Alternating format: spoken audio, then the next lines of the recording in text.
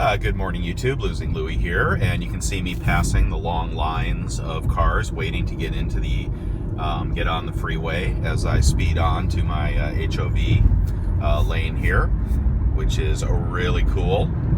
A lot of these guys in their whatever Corvettes and Ferraris and whatnot, they blow past me right as I'm driving down the street because they're like, "Oh, look at that stupid ass driving an electric car." And then I see them, they're waiting in that line to get on the freeway. So you can imagine what I think.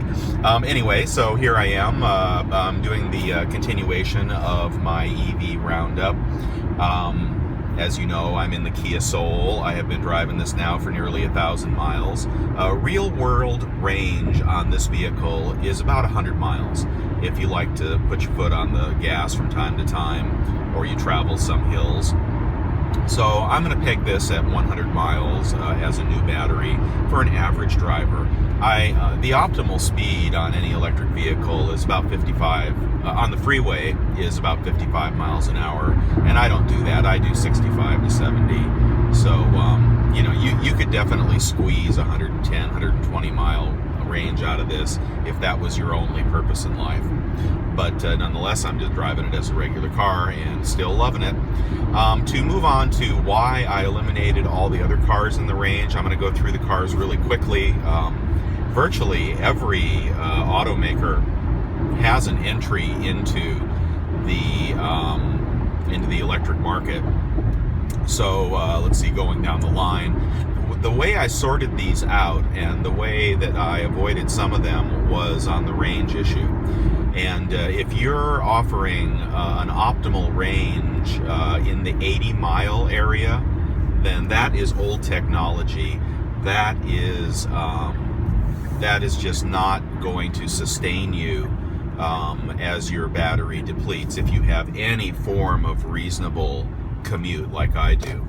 If you're, you know, a college guy and you're just going back and forth to the university, you know, 40 miles, whatever, in a day is cool for you, and you can live with that for 4 years or 3 years, fine, that's great. You can consider some of these cars.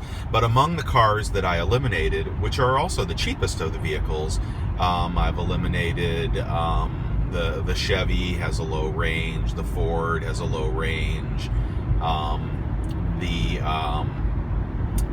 Fiat, which is really cool looking, has a low range. The Smart Car has a low range. Again, these are all in the 60 to 85 mile range, and it's just not the way I want to live. We'll come to look at those as you know, covered wagons compared to what's coming in the future. 200-mile range is going to be the new standard, which Tesla pioneered. But the Chevy Volt, is it? No, the Chevy Spark. I'm forgetting what the next Chevy is, but the all-electric next Chevy is going to be in that 200-mile zone, just like the new $40,000 Tesla, which will be on the market in a couple of years.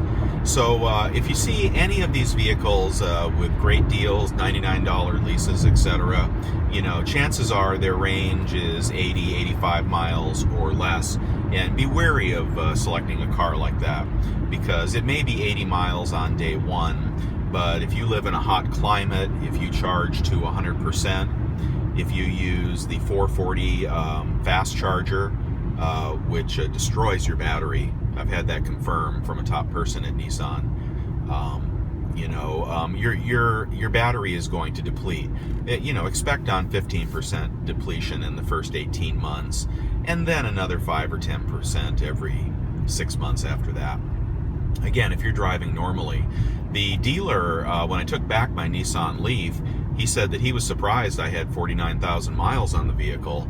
He said most people that buy an electric vehicle, when they return it after 3 years, it has 20,000 miles on it. So this is why you will see people responding to my videos saying you're out of your mind. Well, the average person has not driven an electric vehicle 50,000 miles. So that's the difference. I mean, you know, in the first couple of years, everything looks great, but quickly thereafter, you get the diminished range. Okay, among the top choices in the cars that I gave a serious look at, the BMW has an awesome entry into the EV space, and it's not that much more expensive than what I'm driving now, and has an extended range of up to 150 miles. Certainly, at least 100 miles on the battery, and then they have a little lawnmower engine in the trunk that can get you an extra 40-50 miles if you run out of battery, called a range extender. That is an electric vehicle, and it does qualify for all the rebates, and I drove it, and I really wanted to like it. I had my checkbook ready. It's really spacey looking, which I love weird looking cars, and the fit and finish is very much a BMW, but I drove it and I absolutely hated it. What they have in the BMW is this full regenerative braking, which I believe most EVs have. It lets you put braking power back into the battery as energy. But this car has got it dialed up to 10. And for those of you who are older who used to do this, we'd grab the engine off of the old lawnmower and we'd construct a go-kart. It's very much like driving a go-kart. When you press on the gas, you go. When you take your foot off the gas, you jerk forward as the car recoils. So I hated that. I think that is absolutely a deal killer, and there was no way to turn it off, at least that they told me. The other thing that I hated about the BMW was the wheels they have chosen are the skinniest wheels I have ever seen. I imagine that you have wider wheels on your motorcycle, and it felt like it. This car, when I drove it, it feels like two bicycles strapped together. That's how unsubstantial it is. So it had an absolutely, plenty of power, mind you, but an absolutely awful feel on the road. I felt like I could hydroplane sideways in a second because they didn't put decent tires on it. I think they were really going for range and reducing air drag. So unfortunately, I eliminated the BMW. They're having trouble selling them, and they're dying to give them away, so you can cut a good deal if that's what you want. But I prefer a car that feels like a car, that drives like a car, that is comfortable like a car, and doesn't jerk me around too much. That was the BMW. If you're considering a Chevy Volt, that's actually a hybrid, and they typically give those away as well. I mean, you could. Not too long ago, I recall the Volts leasing out for $129 a month. I mean, those are $40,000, $45,000 technology that taxpayers paid for. But the problem is they made those cars too small. The technology is fantastic, and they have a superior battery construction in that they're liquid cooled, which is really what you would prefer in a battery. If it's liquid cooled, it won't degenerate as fast. But they built them for small women and munchkins, and I'm not sure what they were thinking, but I don't fit in that car. And it's like you're getting in a space capsule. It's very claustrophobic. So good technology, bad design. Similar for the VW. Again, that's in the 80-mile range. The VW had a really cramped interior space. Your head hits the ceiling. So I very much am in favor of the Euro design, the box design, where in my Kia Soul, I'm 6 feet 240. I mean, I have a full fist above my head, and there's room to put a sunroof in on top of that.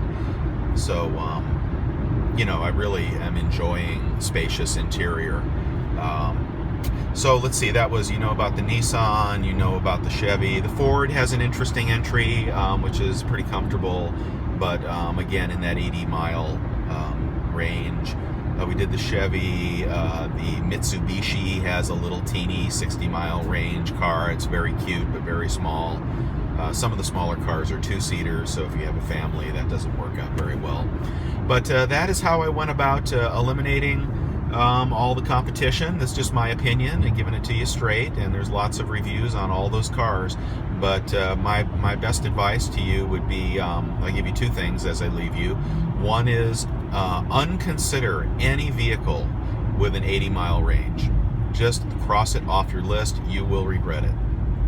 Okay, unless again you're going to college or something, or you're you're just using it for grocery shopping. If you're just doing short hops to the grocery store and you just want, you know, a cool, environmentally friendly car, buy a used Nissan Leaf. You can get them for $5,000, for God's sake. You could bought the one I just gave back with the 50-mile range will wholesale out at $5,000, and you know, it still looked like new.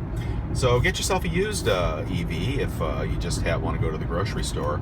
But if you have any kind of life that you know, you really want to preserve flexibility, go for the ones with the range over 80 miles, 100-mile range, 120-mile range. Also, the second tip is if you have a gas combustion engine or an ICE, as they call them, internal combustion engine vehicles, don't get rid of it. All right, when you have an EV, what happens often happens, I think, with many of us with kids. I'll give you my example. I have a 53-mile commute, all in all, and that's fine. But you'll get to work after having dropped the kids at school, and then you'll get a call. Oh, Johnny's got a fever. Come pick him up. All right, so now you get back in your car, you drive back to school, you get back home with Johnny, you drop him off, and it's time to go back to work. Well, guess what you won't be doing? You won't be going back to work in that car because it's going to take, you know, 2-3 hours to charge it back up.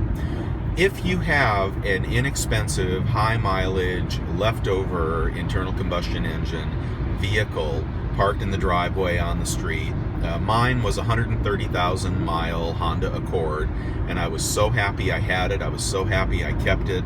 I used it on those days where I depleted the battery unexpectedly. I used it when I had a lot of business meetings and I had to go all over town. Used it for you know, trips to Las Vegas or whatnot. You know, if you have that option, many people don't, but if you do, hold on to your gas car. You know, you trade those in sometimes, you only get $2,000-$3,000 for them. And if you want to drive an EV 100% of the time, having a backup vehicle will do you a lot of good. So I'll leave you with those tips, and I wish you well on your EV journey. Feel free to leave any comments below, ask any questions. Be happy to give you a straight scoop